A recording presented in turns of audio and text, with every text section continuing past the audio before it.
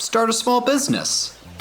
No need to work 40, 50 hours a week, slaving your life away. Obtain financial freedom, be your own boss, and create your own destiny. Moguls are the new superstars. The path to country club membership and a leased Mercedes-Benz is paved in gold as you take your business trips to Orlando or Vegas. Validation from your in-laws is just an LLC and Facebook business page away. At least, that's what they tell you anyways. Through social media, websites, and targeted ads, you're sold an image. Small business owners seem to walk on water. You'd think you're the last person on earth working a regular job with a regular boss. But there's trouble in paradise, and its name is in over your head. People start looking to start their own business, don't know what they don't know. But that's why we started our Small Business Confidential podcast, to share what we've learned from years of experience. There's not a lot of people in on this, so remember, dear podcast listeners, you heard it here first, off the record, on the QT, and very hush-hush. Hi, everybody. This is Mike Riley with Brook and Amari, and today's topic is setting your goal, setting your script, measuring it, but we're going to be script heavy, and we're going to be touching on the concept of extreme ownership. So with that in mind, let me flip it over to Brook. Brook, Brown's starting Dylan Gabriel. It's a sunny day. The Guardians are tied. It's a beautiful sunny Wednesday. So we've been talking about scripts. We've been talking about executing our goals, connecting it to our strategic goal for the year. So I'll let you put it in your own words. Well, it's that famous quote, fail to plan, plan to fail. You know, if you don't have a plan, assume you're going to fail. Regardless if it's personal finances, personal health, trying to lose weight, trying to eat healthy, trying to make a profit on an investment property. If you're a business owner, your billable hours, your overhead, all your costs, your revenue. If you don't have a plan, you're most likely going to fail. And for me, like that really trickles down, not just in work, but in my personal life. Yeah, I think over the past, I'd say 7-8 years when I bought my first house, that's when I really started understanding money, a budget, investing, setting a goal each week. And it's like that famous quote I hear a lot, you know, it's not easy, but it's simple. It's a simple concept, right? You have a budget. Okay, well, how do you get a budget? All I can do is say what worked for me. And that was, I'll use the perfect example of going to like the grocery store, right? It took me a couple times to be, okay, chicken costs $20. White rice costs X, ginger ale costs X, popcorn costs X. And then I said, okay, I can use, you know, this chicken and I can get 3 meals out of it. Monday dinner, Wednesday dinner, Thursday, you know. And I really like simplified it. And then once I got so used to it, I knew every time I went to Zagara's or Dave's, I'm not shopping at Whole Foods. I'm not shopping at Heinen's. I knew, you know, I'm walking out of here and I've spent $95. And that lines up to my money chart. And then I applied that same kind of philosophy with like subscriptions, right? Netflix, Spotify, gym memberships. At the time I was smoking. So I said, okay, I'm spending $8 a day on smoking. Good. How about, I'm just curious. So, and folk, we're going to get deeper into this scripting and measuring. Measuring is important. I mean, having a goal, having a plan. Part of that plan is measuring. Just out of curiosity, how much money do you think you saved not smoking? I can tell you right now. So today, it's been 2 years. Okay, so 365 times 2, 730 times 8, almost $6,000. In 2 years? Yeah. Wow. $8 a day, because I was smoking a pack a day. Did you get a sense? Did you feel like you're a little richer in your money you had available? Hard to gauge that. It was just nice having the monkey off my back. Yeah. But, that money now is going to wipes and diapers and childcare. Sure. Yeah. So I saw it as like, it was such a small amount each day. In hindsight, I wish I had set up a system with like my Huntington Bank where every day it just withdrew $8 into, say. Well, getting back to the reality, whether you're running a business, you're trying to sell your house, you're buying an investment property, one of the key words is awareness. Because when you have a full-blown plan, the plan has in it a way of measuring whether you're effective. Now, this seems so obvious and simple, but trust me, nobody does it. Very few people do this. So let's say you out there, you've got a rental property you bought. Okay, how much money did you make in 1 month on this property? You got a mortgage, you got a property manager, you're renting it out, you got some fix-up costs. The toilet goes bad, door needs to be repaired. So in that 1 month, can you tell me what you made on that property? And most people can't answer that fundamental question. All they know is, I have an investment property. As if it's like saying, I have a college degree. I have a gym membership. You might as well say I have a library card. Which mean what? Does that mean you're reading more because you have a library card? Gym membership? Does that mean you're in shape? People think because they have a tangible thing, somehow that transfers that you're making money on this. In reality, with a lot of rental property, you don't make any money on it. And so why do people keep buying rental properties? Because they don't realize they're not making any money. Does that make sense, Amari? Mm-hmm. You want to elaborate on that? Yeah, well, to kind of bring it back to something we talk about a lot, which is like when you're trying to lose weight or whatever your fitness goals are, just because you're working out more doesn't mean that's necessarily going to translate to the scale. Well, it might be a healthy practice, but you could still be eating in a calorie surplus. Right. And you're looking at it as though, just because I'm working out hard, I'm in the gym all the time, that this would translate into this goal. You better get on the fucking scale. That's for sure. Get on the scale or look at your bank balance. Yeah, you have to look at it. And, that was one of the things, even with my personal finances, that was one of the hardest things to get over, is just looking at it. Look at your credit card statements, look at your interest rates, look at how much money you owe and how much money you're just actually just letting. Okay, let's explore that psychological thing, because I think this is an important concept.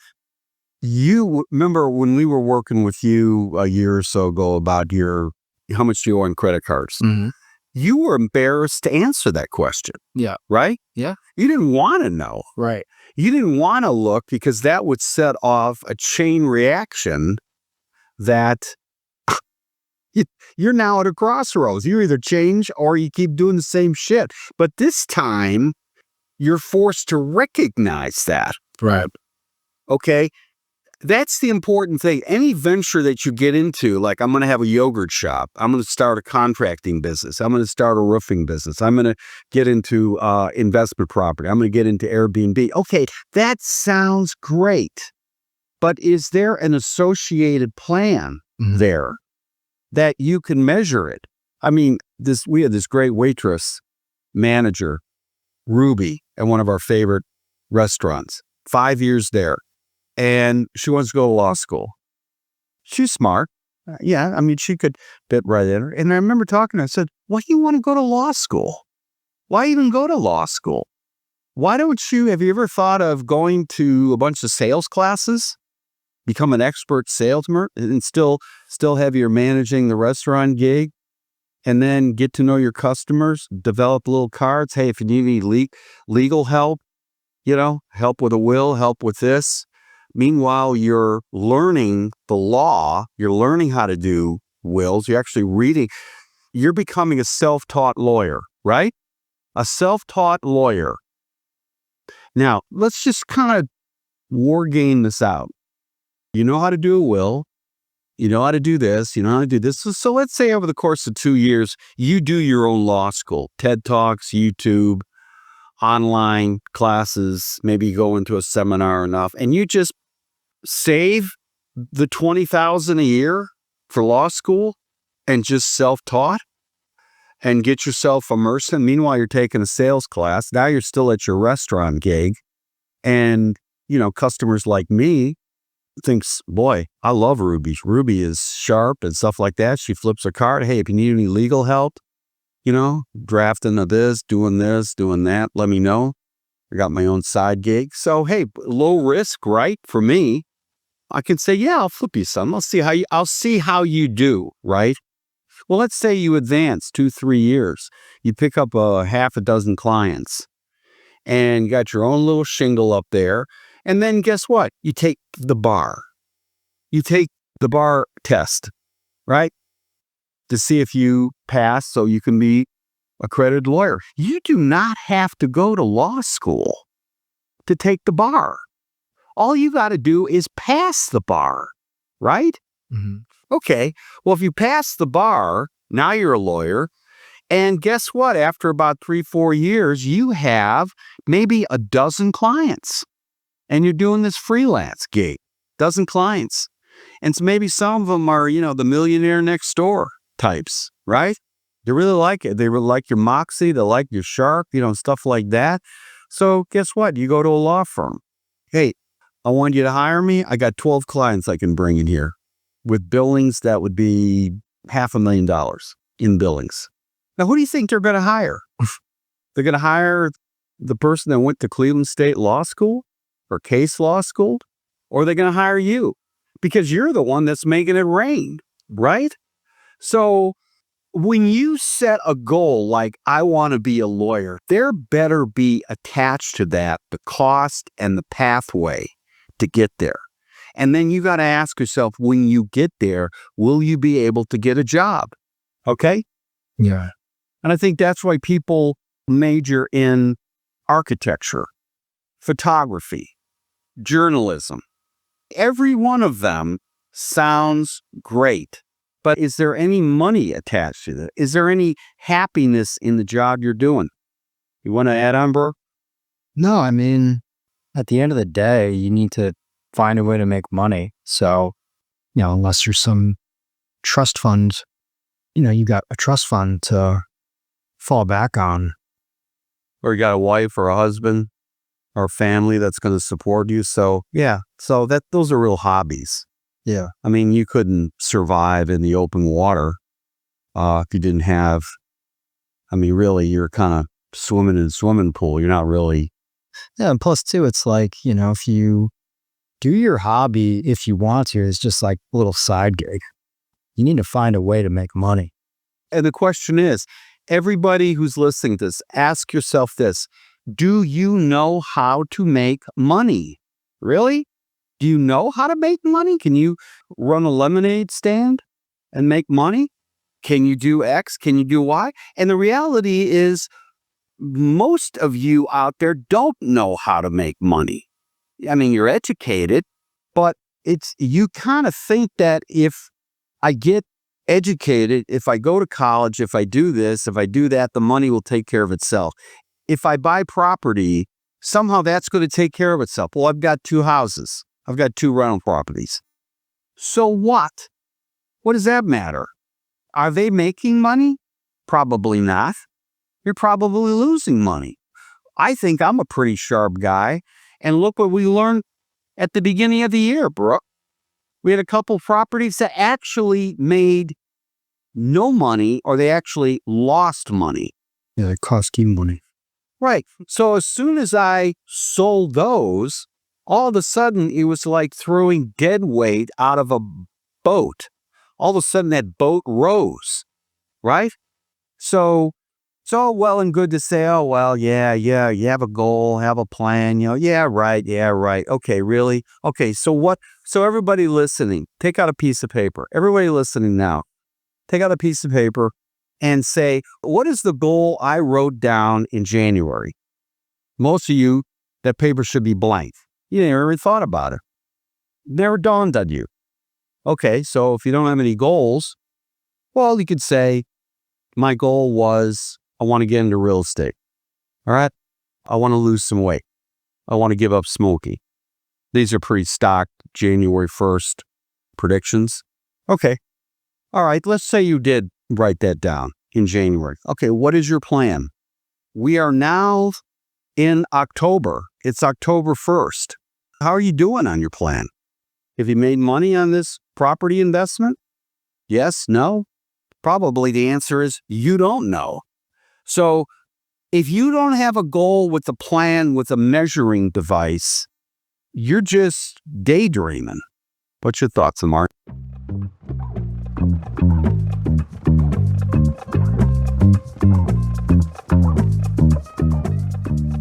Hey, let's stop here. We got to pay some bills.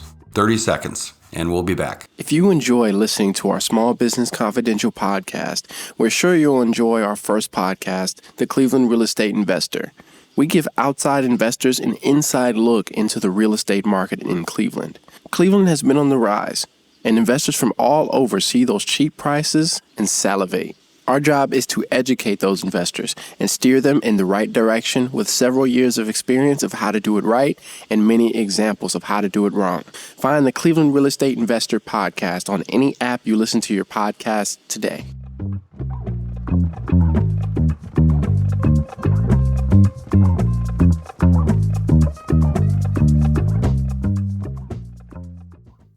Yeah, I think writing down your goals is essential. And when you write them down, you also have to challenge what you wrote down to be even more and more specific.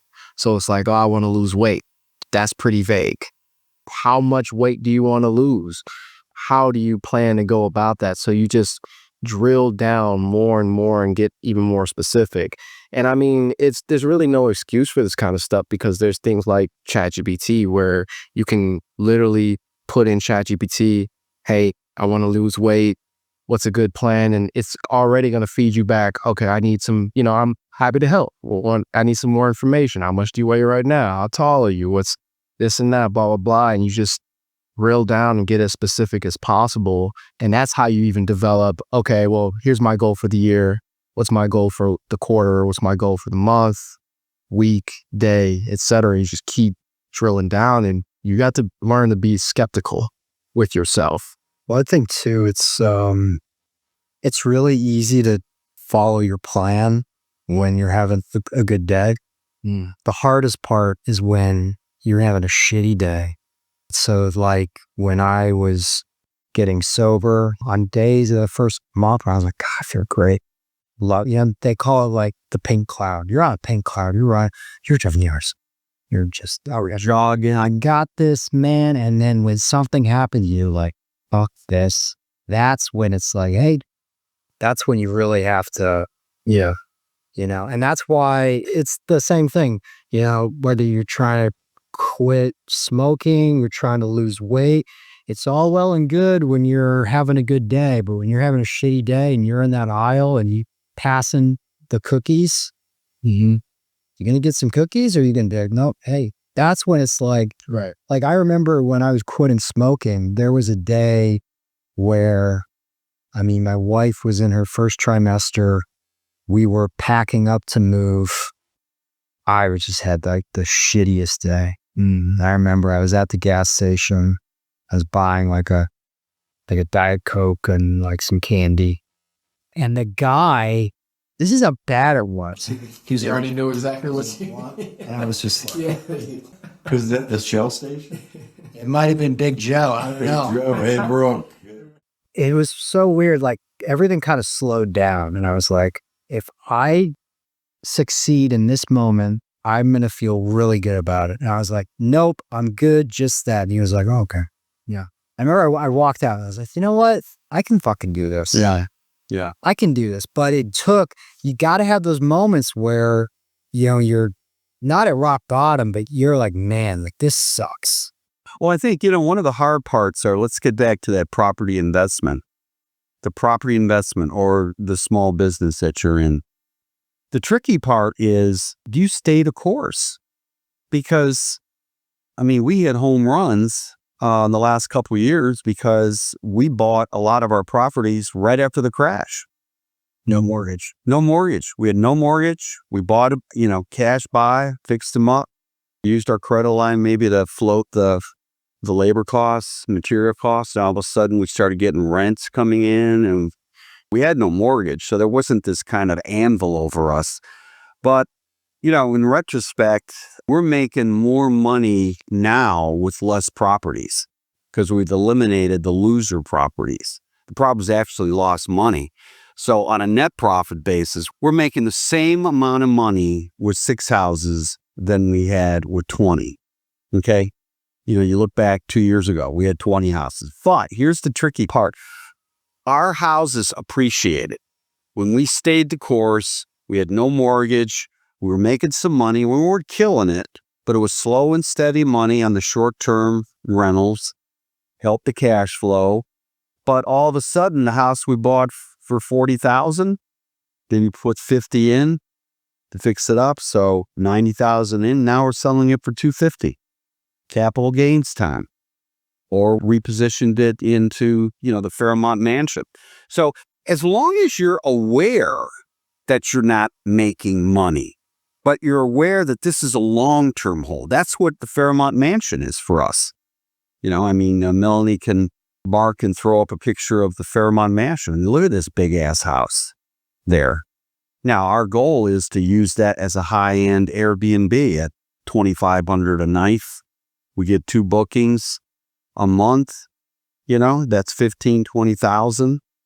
That is the equivalent of having 3 houses. Plus, we know it's going to appreciate because it's in a fantastic market. We got no mortgage on this house because we sold 3 houses to buy that one.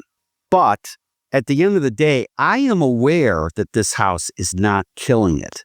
I'm aware that there's an upside with the appreciation. So you have to be aware that this trip is taking longer than you thought, that maybe my goal of losing 20 pounds this year, I'm 10 pounds lighter, doing a lot more weight training. The pants are fitting better. I'm getting more muscular. I'm getting less, but my body's changing. I'm aware of that. My trainers told me that. The BMI is telling me that. But are you in it for a long-term play? Or is this a bad move? When do you exit? Now, we pulled the trigger hard and fast at the beginning of the year with some of these properties.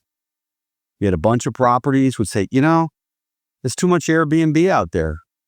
Too much competition. Everybody and their dog's doing it.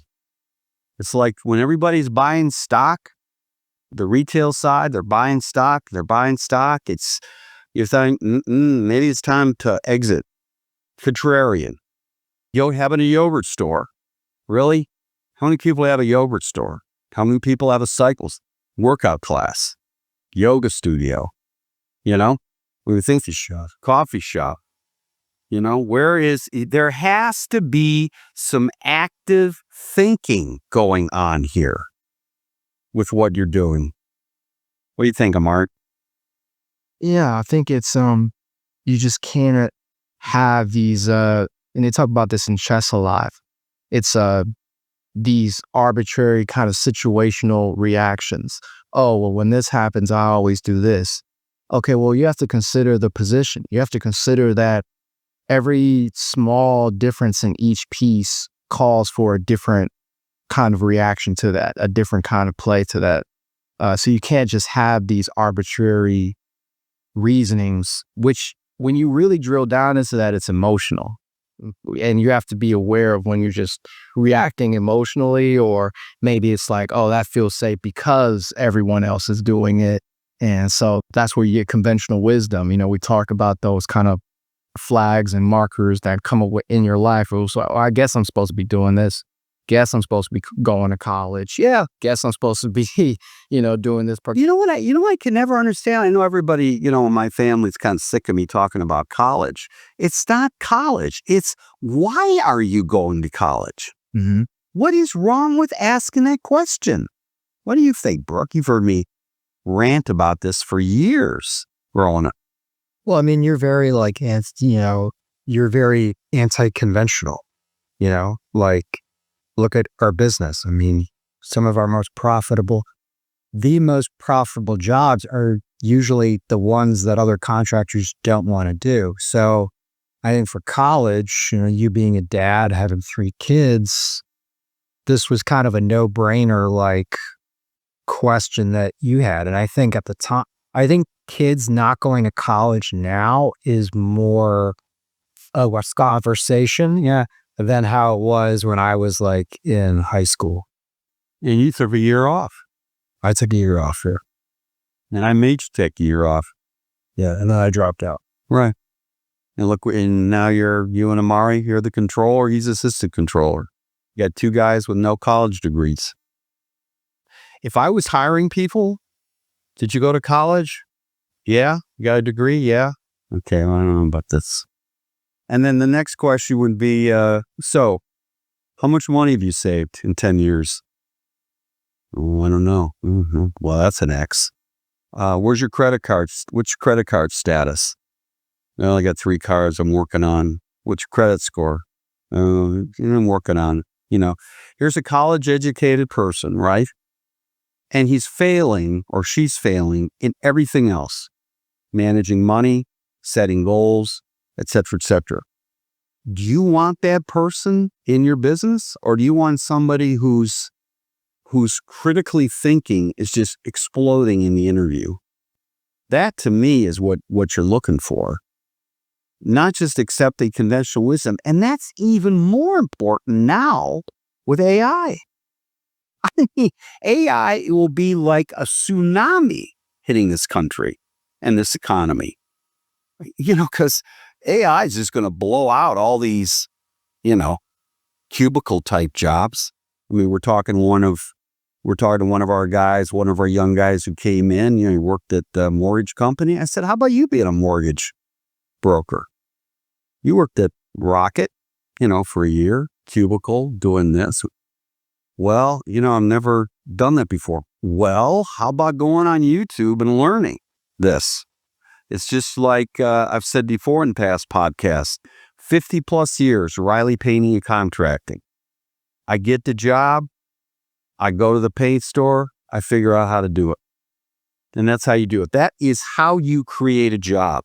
But at the end of the day, you have got to think about it. You have to create work for 20 people a week. Okay. Now, when you think about it, when I thought about it initially, I got a payroll coming up of 30,000. I got to make at the minimum 40,000 a week because I got 20 in payroll, right? Or 30 in payroll, and I got 10 in bills, plus my own bills.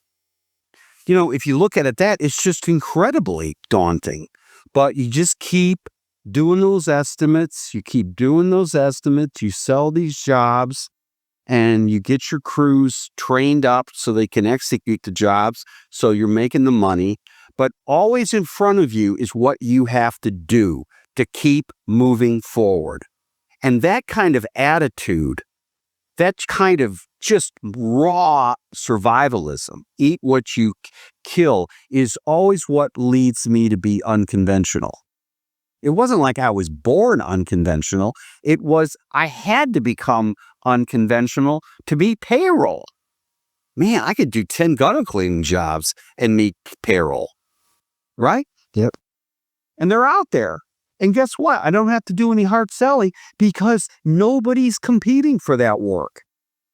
Clear out a basement, clear out a garage, get a house ready to cut the grass, clean it up, get it ready to sell, that kind of stuff. Do you know a contractor will come out and look at that? I don't. And that's how you do it. And that's what you want to surround yourself with, those kind of people. And that's when we get into managing. managing your people, because you have to understand that they will come at things conventionally. They're not you. They're not going through the same primal experience. Even Brook, middle son, grew up, listen to that shit. Never had to meet payroll.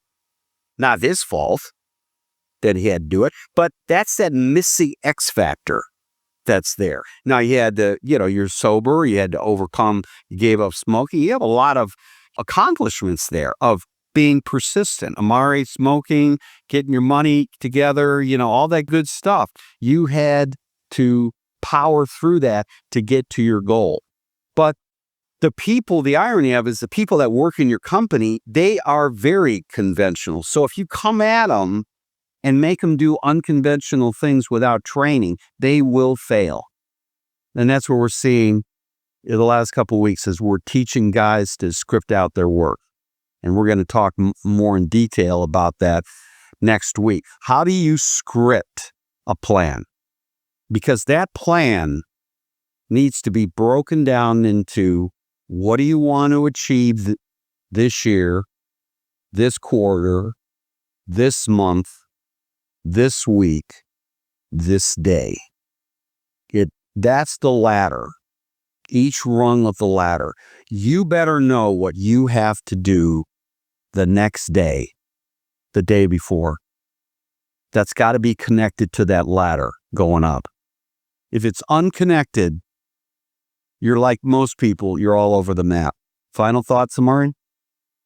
Yeah, I mean, connecting it to what really drove a lot of change for me these past couple of years is operating from a need.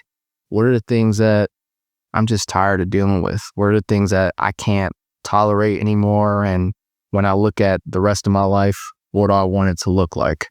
And that's related to my health, my money, and just overall quality of life, and then working backwards from there and creating goals from that, like you said, that primal place, and then drilling down and getting as specific and detailed as possible. So, Brook? No, I think, Amari said a lot of things that I would agree with. I think sometimes it's okay to not have a goal, but at least be honest about it, And maybe that's what your goal is. I don't want to worry about this. I want to be, what's that expression from the 70s? Be happy. Yeah, don't worry, be Don't worry, be happy. Maybe that's your goal. Okay, fine. How do you be happy? I don't want to worry about goals. Okay, fine. Your goal is to be happy, and you've achieved that, right? or you can operate from a place of curiosity, Let me just try things, experience things. Exactly. Then you find it. Yeah. So I'm talking to Ruby. Why do you want to be a lawyer? Really? You think it's paved in gold, that road? Here you are killing it as a manager for a restaurant. Nothing wrong with that. Doesn't mean that's got to be the rest of your life. But why are you doing this? Do you love the law? Or do you just love the fact that you're no longer a dead-end manager of a restaurant? Right? Go deep, do a deep dive. So your final thought, Brook? Yeah, I think just be honest with yourself, and and with circling back to what I started saying at the beginning of this is in order for you to be honest with yourself, you gotta list whether it's personal finance, losing weight. You need to put everything down on a piece of paper. You're gonna have to put that midnight rush 2 Oreos down, because after a month or two, that's just going to slowly add up, and you're going to be like, well, I'm eating these salads, I'm working out, but I'm not losing. Well, yeah, you're not putting down that you were eating 4 Oreo. It's 500 calories. Yeah. Read it in a week when you write it down. Yeah.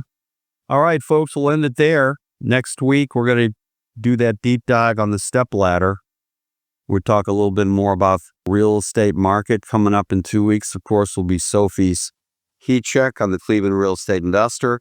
Also, keep us in mind both on the Small Business Confidential podcast and our Cleveland Real Estate Investor podcast. If you need consulting help, trust me, on the small business side, I've only made 1,000 mistakes.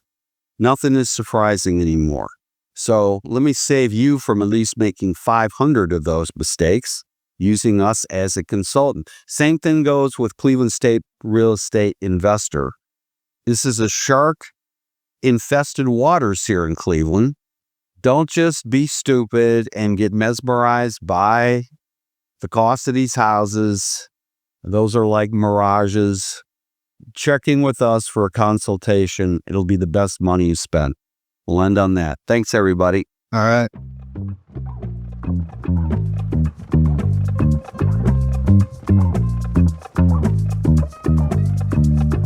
Thank you for listening to the Small Business Confidential. To support, please follow us on Instagram, Facebook, YouTube, and Twitter. Also add our podcast to your favorite streaming services. Everything is appreciated, and we'll be back soon with another episode and upload schedule. The person voicing the intro's name is Travis Riley. Thank you, Travis. And the music was done by our engineer, me, Amari.